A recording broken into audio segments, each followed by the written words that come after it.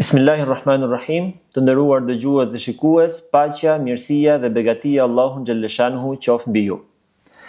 Ramazani në familje është një moment reflektimi. Sofra e iftarit dhe e syfyrit janë momente kur familja bëhet bashk, unifikohen, ndajnë mendimet, gjithashtu ndajnë dhe këshilla me njëri tjetrin.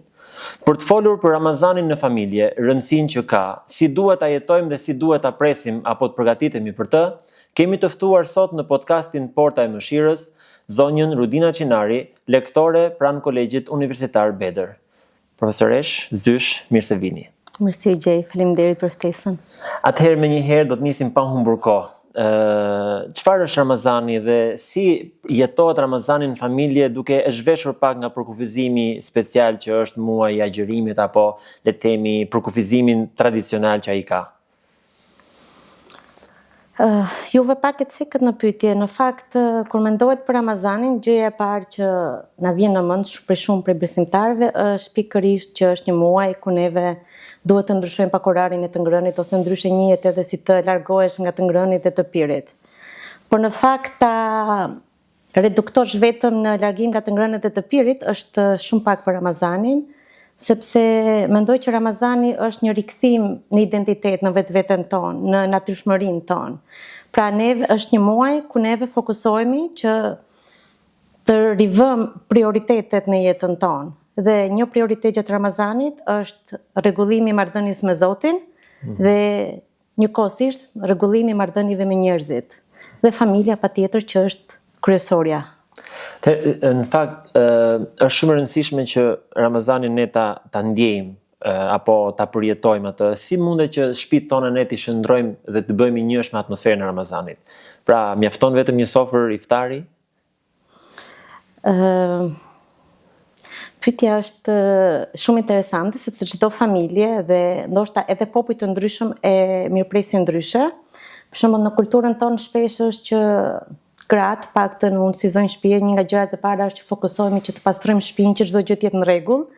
Dhe shumë mirë që neve merremi edhe me estetikën e kësaj, por më e rëndësishme është që neve të pastrojmë dhe të rregullojmë të brendshmën tonë.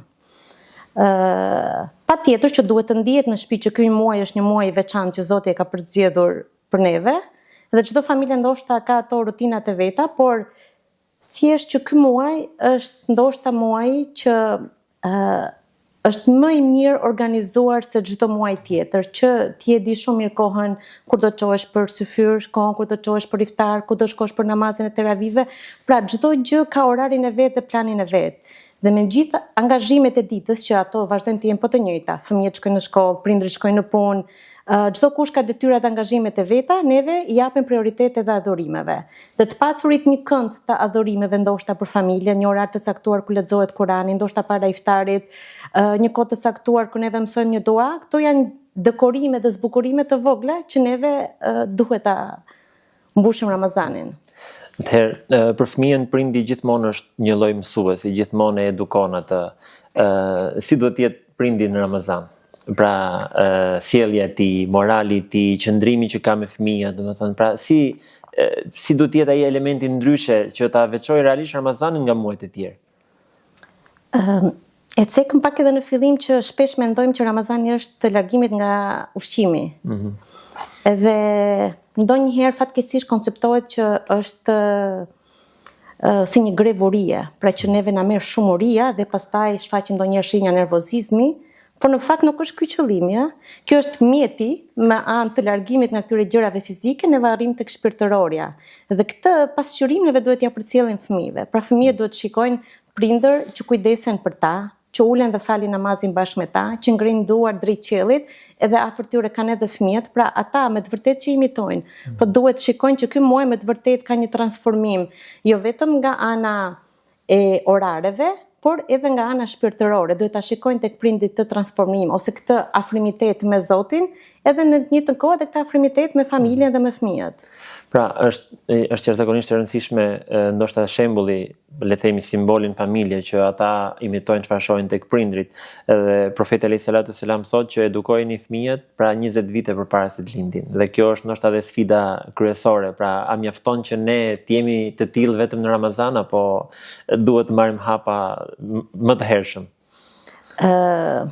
Patjetër që neve duhet të jemi gjithmonë një shembull i mirë, por ndodh shpesh që pas një arratisje në jetën e kësaj bote, neve të rikthehemi prapë aty tek e brendshmja jonë. Të rikthehemi prapë tek zemra jonë. Dhe të rikthehemi dhe të shikojmë ato gjëra që kemi nevojë të përmirësojmë. Profeti alayhis salam edhe thotë që me të vërtetë që është një cop mishi, pra një organ në trupin e njeriu, që nëse ai është i mirë, i gjithë trupi është mirë, përmirësohet. Dhe nëse ai është i prishur, i gjithë trupi prishet, dhe kjo është zemra. Prandaj ky është muaji që me të vërtetë neve duam të arrijmë devotshmërinë, duke u përkushtuar përmirësimit të zemrave. Dy pika janë kyçe në muajin e Ramazanit. Është syfyri, një orar i hershëm i mëngjesit, është iftari, një orar që në fakt të mëson edhe vetëdisiplinën. Shpesh fëmijët, ndoshta edhe në moshë të vogël, tentojnë që ta agjërojnë, pasi shohin atmosferën në familje, duan të zgjohen herët.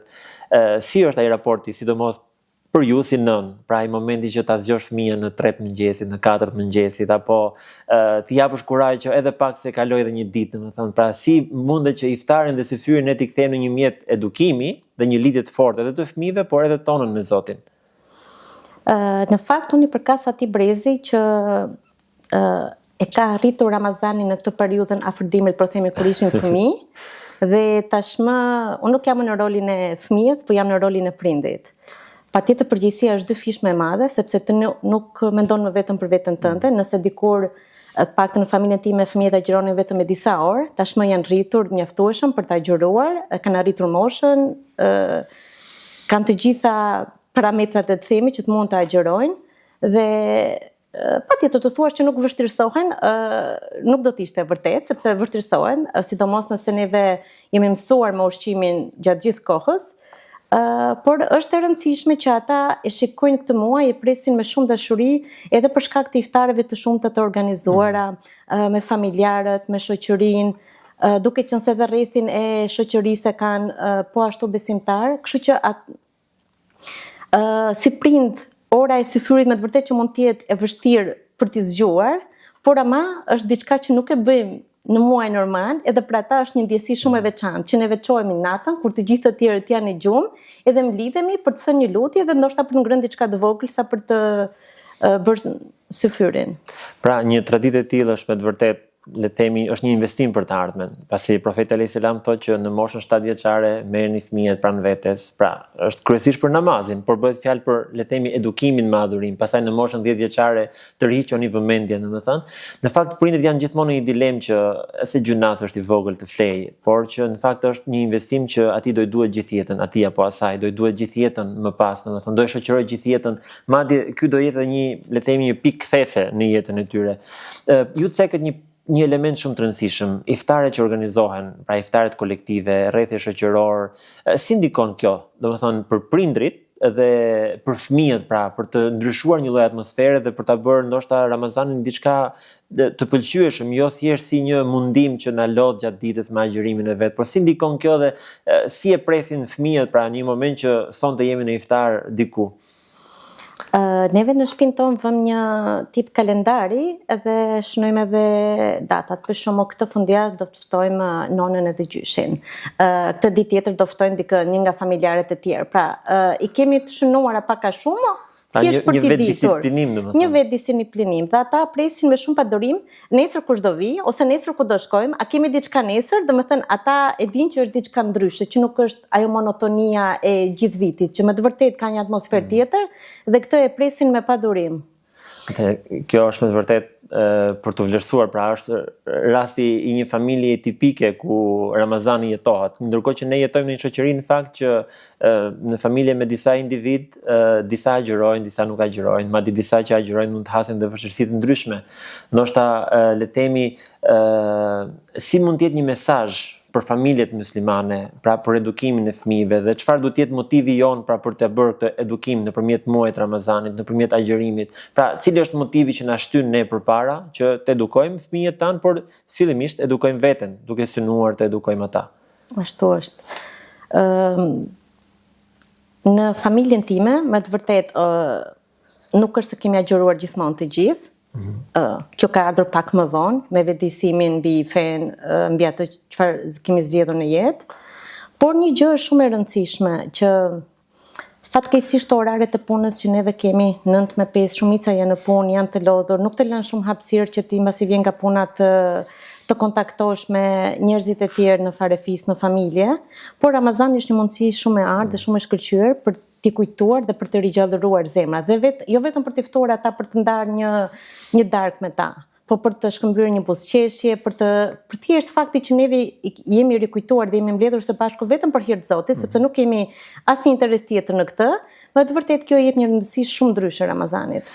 Në fakt ju preket një element shumë të rëndësishëm dhe unë këtu dua të bëj edhe ndoshta edhe në shenjë falënderimi për të gjitha nënat apo bashkëshortet që në fakt në muajin e Ramazanit vetëm sa ushtohen punën, domethënë kanë punën e tyre 9 me 5 dhe pastaj kanë edhe synimin që do ftojmë njerëz për iftar, duhet shkojnë të bëjnë iftarin te shtëpia, jo do shtrojmë iftarin, pastaj gjitha ato punët që vijnë më pas dhe kjo meriton realisht një falënderim, domethënë pra si është të jesh një zonjë shtëpie në Ramazanin me gjithë to, le të themi, angazhimet që kemi në botën moderne. Sa e lehtë dhe sa e vështirë. Sa e lehtë dhe sa e vështirë, por në një njëjtën kohë edhe se çfarë modeli japim neve fëmijëve. Nëse neve do shikojmë gjithmonë që vetëm nëna është te kuzhina dhe gjithë të tjerët presin aty, dhe ky nuk është një model shumë i bukur, nuk është një shembull shumë i mirë për t'u dhënë. Sepse bashkëshortët janë preje për njëri tjetrin, nuk është që të shërbej vetëm njëri dhe tjetri të ri, por gjithashtu familja ka një unitet, kështu që është një skuadër. Po, fiks është një skuadër. Fëmijët dikush mund të marrë tavolinën, të hapi tavolinën, dikush mund të vendosi lugët pirune, do të thënë çdo kush mund të bëjë diçka aty, jo vetëm për ta lehtësuar nënën në thonjza nga detyra e saj, por në njëjtën kohë për të ndier pjesë e asaj darkës, e pjesë e organizimit. Fëmijët shpesh kanë dëshirë kur ti u jep atyre përgjegjësi për të rriturit. Dhe kjo është një mundësi shumë e mirë që ata të angazhohen, edhe ajo rëndesa e të përgatirit të iftarit të mos bjeri vetëm mbi nënën, po të jetë e shpërndarë tek të gjithë pjesëtarët e familjes. Faleminderit për gjithë ato eksperiencën personale, perspektivën personale që ndat me ne. Ndoshta një mesazh përmbyllës në fundin e këtij emisioni për gjithë dëgjuesit tanë, sidomos për nënat dhe për anvisat që në këtë muaj ka një muaj maratone. Të thoya që ky është muaji i mëshirës, muaji i Kuranit. Patjetër përgatitja e iftarit dhe ushqyerja e xhiruesve është një mirësi shumë e madhe dhe Zoti shpërblen shumë fish për atë. Unë shpresoj shumë që kjo devotshmëri që neve synojmë të arrijmë gjatë Ramazanit të vazhdojë edhe pas Ramazanit. Amin. Atëherë faleminderit edhe një herë, të nderuar dëgjues dhe shikues, kështu kemi arritur në fundin e këtij emisioni. Elus Allahun xhaleshanuhu që t'i bëj familjet tona copëza për xhenetit mbi sipërfaqen e tokës, t'i bëj familjet e besimtarëve ambiente ku ata bashkëndajnë me njëri tjetrin, shpesh herë diskutojnë, shpesh herë kritikojnë gjëra që duken gabim, dhe lut Allahun xhaleshanuhu që shpirti i Ramazanit të vazhdojë në familjet tona edhe pas tij. Miru takofshim në emisionet e radhës.